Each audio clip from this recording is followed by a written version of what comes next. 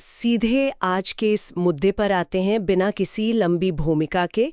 आज की हमारी इस गहन चर्चा का विषय है भारत में केंद्र और राज्यों के बीच के संबंध। जी बिल्कुल। और अगर हम खासकर विधायी शक्तियां, मतलब जो संविधान का भाग 11 है, अनुच्छेद 245 से लेकर 55 तक। हाँ, और ये एक ऐसा टॉपिक है जिस पे बहुत बहस होती है। बिल्कुल।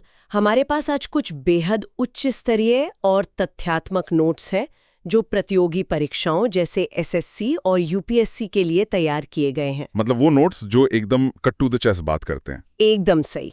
और आज हमारा मिशन यही है कि इन जटिल संवैधानिक अनुच्छेदों और शक्तियों के बंटवारे को आसान भाषा में डिकोड किया जाए, ताकि सुनने वालों को बिना किसी बोझ के ये पूरा ढांचा स्पष्ट रूप से समझ आ जाए। मैं तो इसके लिए पूरी तरह तैयार हूँ। तो शुरुआत कहाँ से करें? तो शुरुआत करते हैं इस पूरे सिस्टम के ढांचे से। भारत की सरकार, आप कह सकते हैं कि अर्ध संघात्मक है। Quasi federal. हाँ, क्वासी फेडरल, जहां संघात्मक लक्षण अधिक है। और इसमें 2 स्तर होते हैं, एक केंद्र और दूसरा राज्य। अगर हम इसे थोड़ा व्यापक संदर्भ में देखें तो एक सवाल उठता है कि ऐसा क्यों है? शक्तियों के इस स्पष्ट बंटवारे और विवादों को रोकने के लिए ही एक लिखित संविधान की जरूरत पड़ती है।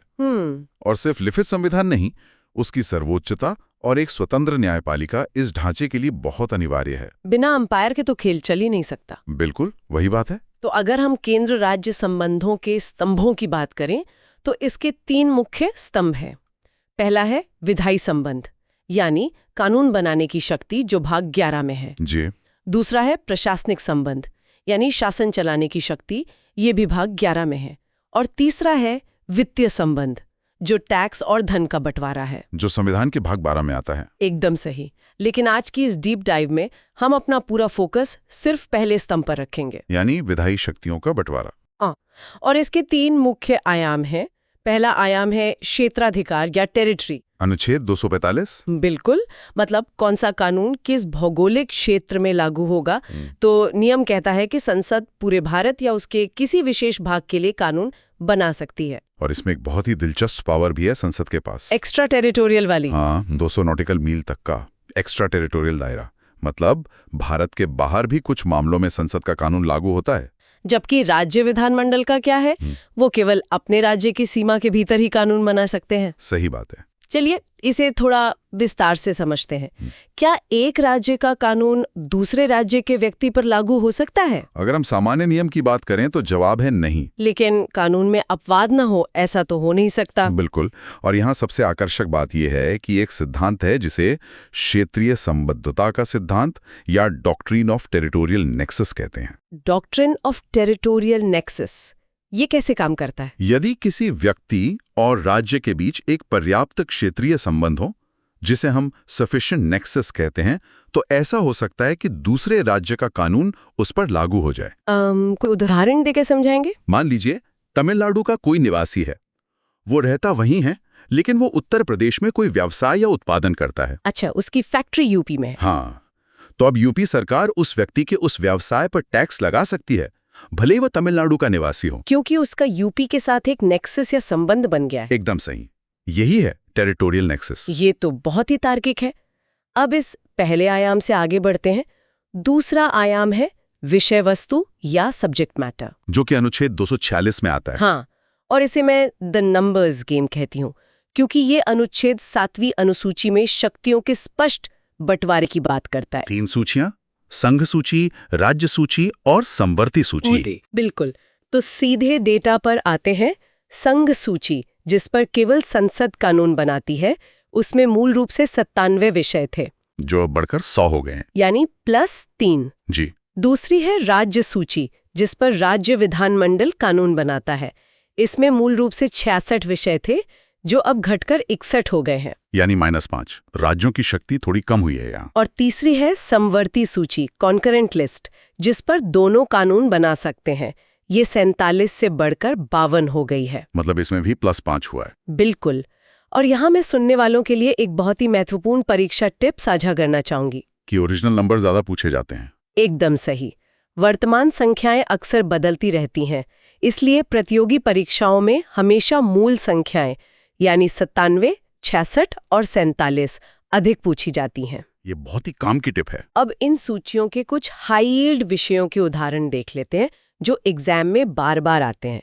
संघ सूची में आते हैं रक्षा, बैंकिंग, जनगणना और विदेश मामले, ये सब राष्ट्रीय महत्व के हैं। हाँ। और राज्य सूची में आते हैं पुलिस और जेल, कृषि, स्थानीय स्वशासन और भारत के भीतर तीर्थ यात्रा। भारत के बाहर तीर्थ यात्रा संघ सूची में होगी, है ना? बिल्कुल, क्योंकि वो विदेश मामला हो जाता है। और समवर्ती सूची में आते हैं आपराधिक कानून, विवाह और तलाक, व्यापार संघ और कारखाने। अब इन सूचियों के बंटवारे में एक बहुत ही ऐतिहासिक बदलाव आया था जिसे हम 1976 का द बिग शिफ्ट कह सकते हैं। 42वां संविधान संशोधन। जी हाँ, इसमें 5 विषयों को राज्य सूची से निकालकर समवर्ती सूची में डाल दिया गया था। और वो 5 विषय थे: वन, शिक्षा, नाप तोल की इकाइयां, न्याय प्रशासन और वन्यजीव तथा पक्षियों का संरक्षण। बिल्कुल। अब यहाँ से ये विषय और भी ज्यादा दिलचस्प हो जाता है। कैसे? मान लीजिए समवर्ती सूची का कोई विषय है, जैसे कि शिक्षा। अब इस पर केंद्र ने भी कानून बना दिया और राज्य ने भी कानून बना दिया और दोनों में टकराव हो गया, तो किसका कानून जीतेगा? ये तो बहुत ही आम सवाल है।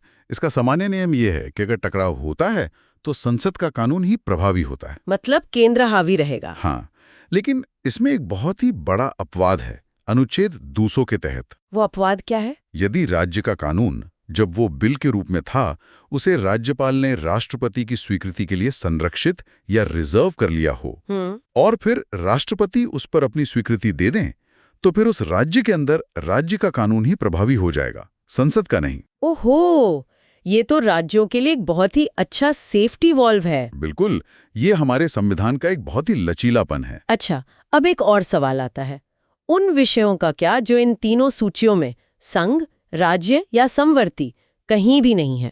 जो भविष्य में नए विषय आते हैं। जैसे जब संविधान बना तब साइबर कानून या इंटरनेट तो था ही नहीं। एकदम सही। तो ऐसे विषयों को अवशिष्ट शक्तियां या रेजिडियरी पावर्स कहा जाता है। और ये किस अनुच्छेद में है? ये अनुच्छेद 248 में है और इसके तहत इन अवशिष्ट विषयों पर कानून बनाने की शक्ति केवल और केवल संसद के पास है। मतलब कोई भी नया विषय आएगा तो वो सीधे केंद्र के पास जाएगा। बिल्कुल।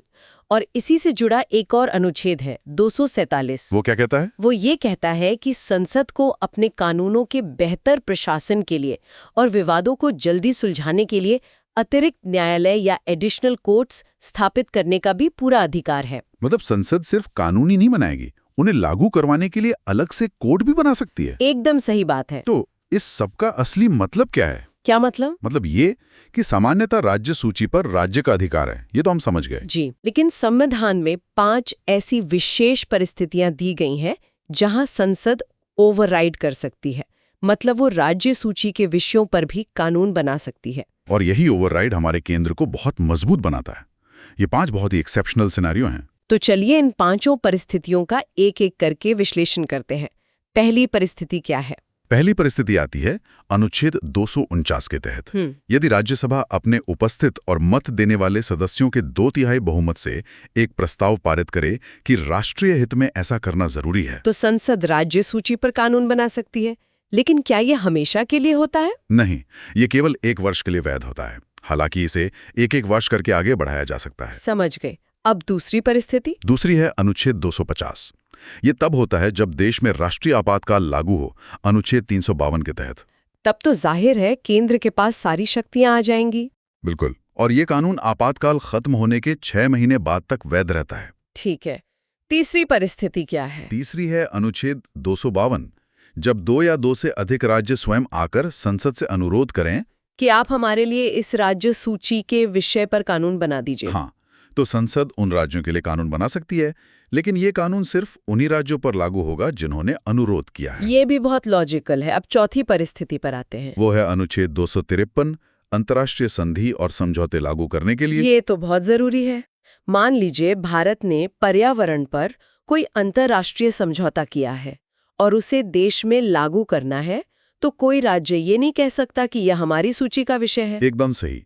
देश की अंतर्राष्ट्रीय प्रतिबद्धताओं को पूरा करने के लिए संसद को ये ओवरराइड पावर दी गई है। और पांचवी और आखिरी परिस्थिति? वो है अनुच्छेद 356, जब किसी राज्य में राष्ट्रपति शासन लागू हो जाए। तब तो राज्य की विधानसभा ही काम नहीं कर रही होती। बिल्कुल। तो उस स्थिति में राज्य के लिए कानून बनाने की शक्ति स्वतः ही संसद के पास आ जाती है। ये तो बहुत ही विस्तृत ढांचा है। इससे एक बहुत महत्वपूर्ण सवाल खड़ा होता है ना? क्या? यही कि कैसे भारत का संविधान परिस्थिति के अनुसार इतना लचीलापन दिखाता है। सामान्य दिनों में राज्यों को स्वायत्तता और संकट या विशेष जरूरत के समय एकात्मक ढांचा। यही हमारे संविधान निर्माताओं की दूरदर्शिता थी। तो चलिए बिना समय बर्बाद किए अब तक हमने इस ढांचे के बारे में जो कुछ भी बात की है उसका एक मास्टर रिवीजन कर लेते हैं। एक त्वरित सारांश, ताकि सुनने वालों के दिमाग में सभी तथ्य एकदम बैठ जाएं। बिल्कुल। तो तेजी से अनुच्छेदों का रिकैप करते हैं। अनुच्छेद 245 क्षेत्राधिकार और टेरिटोरियल नेक्सस। अनुच्छेद 246 विषय वस्तु यानी 7वीं अनुसूची और वो द नंबर्स गेम। अनुच्छेद 247 संसद द्वारा अतिरिक्त न्यायालयों की स्थापना। अनुच्छेद 248 अवशिष्ट शक्तियां जो केंद्र के पास हैं। और अब वो 5 ओवरराइड वाले अनुच्छेद। अनुच्छेद 249 राज्यसभा का 2/3 प्रस्ताव। अनुच्छेद 250 राष्ट्रीय आपातकाल। अनुच्छेद 252 राज्यों का स्वयं अनुरोध करना। और अनुच्छेद 253 अंतर्राष्ट्रीय समझौते। वाह, ये रिवीजन तो बहुत ही शानदार रहा। और अनुच्छेद 356 भी राष्ट्रपति शासन वाला। हाँ, वो तो हम भूल ही गए थे। शुक्रिया याद दिलाने के लिए। तो इस चर्चा को समेटते हुए मैं बस यही कहना चाहूंगी कि ये जो जानकारी है ना, ये केवल कोई परीक्षा पास करने के लिए नहीं है। बिल्कुल नहीं। बल्कि ये समझने के लिए है कि हमारे देश का विशाल प्रशासन वास्तव में काम कैसे करता है।